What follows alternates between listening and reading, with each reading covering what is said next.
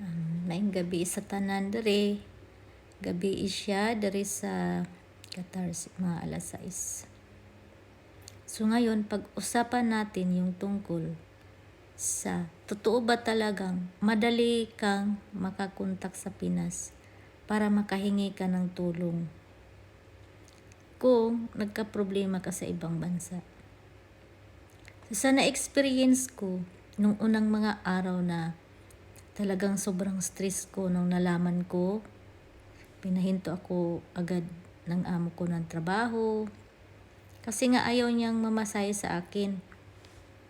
Parang gusto niyang i-thank you na lang lahat yung 3 years ko at ako pa yung mamasahe pa uwi. So pag-usapan natin, yung unang araw, 2 araw, 3 araw, sobrang stress ko talaga. Umiiyak-iyak na ako, ganun. Di ko na alam yung gagawin ko, kung anong gagawin ko kasi bakit niya ako kinasuhan ng puro kasinungalingan. Tapos kababayan ko pa yung nagtulong na kunwari sila yung saksi, pati yung driver na Indian. So masama talaga yung loob ko sa mga nangyari na ganun. So pag-usapan natin kung totoo ba talagang madali kang makahingi ng tulong sa Pinas, sa gobyerno natin. Yung para daw sa mga OFW. Tinry ko nga mag-research Facebook, tapos siyempre mayroon daw mga inaano nila kahit sa TikTok, mayroon pa yung kay Arnel Ignacio, mayroon siyang account sa TikTok or mag-message ka, mayroon pa yung number na tatawagan mo. Tinatry ko yung tawagan, nagtry ako mag-message sa mga ganun na pwede mong mahingian ng tulong. Pero hindi Hindi mo naman talaga madaling hingian ng tulong. Kahit nag-message ka, di ka naman mapapansin. Di mo rin sila matawagan. Tapos, ganito pa yun. Wala. Wala. Mag-antay pa kasi sila.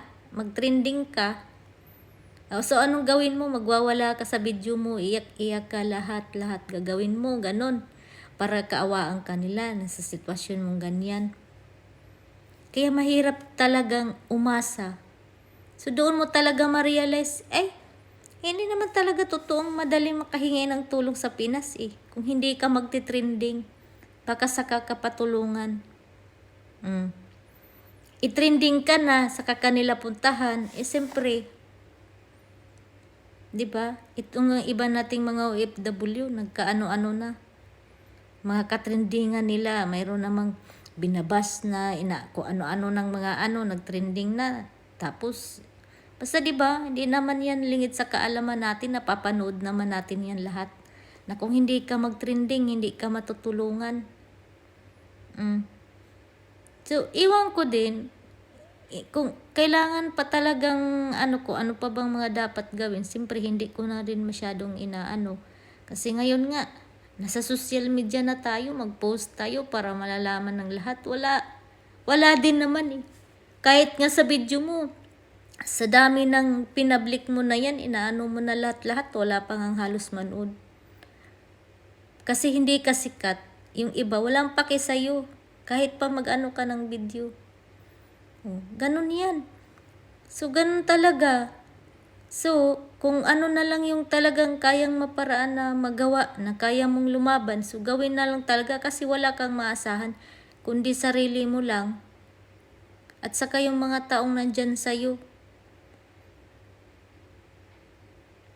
At saka, ito nga kung may pera ka o wala o ano, ganun din, 'di ba? Kasi lahat naman hindi mo makukuha ng ganun kadali. Tapos, wag talaga kayo basta-basta magtiwala na ganun na sabihin na tapos na ng kontrata, tapos ito pa, asahin ka pa, okay naman na ganito. Tapos, expired na yung ID, in-extend na lang ng 3 months. Tapos in the end pala, pag ayaw mong mag-renew, ganun pala ang gagawin. Bigyan ka ng problema. Yun yung pinakamasakit. Saan pa ba tayo makakuha ng ganung protection? Sana mayroon man lang ganun, di ba? So nakakalungkot lang talaga isipin na hindi ganun kadali ang lahat. Pag hindi ka sikat, walang tutulong sa'yo. Ganun.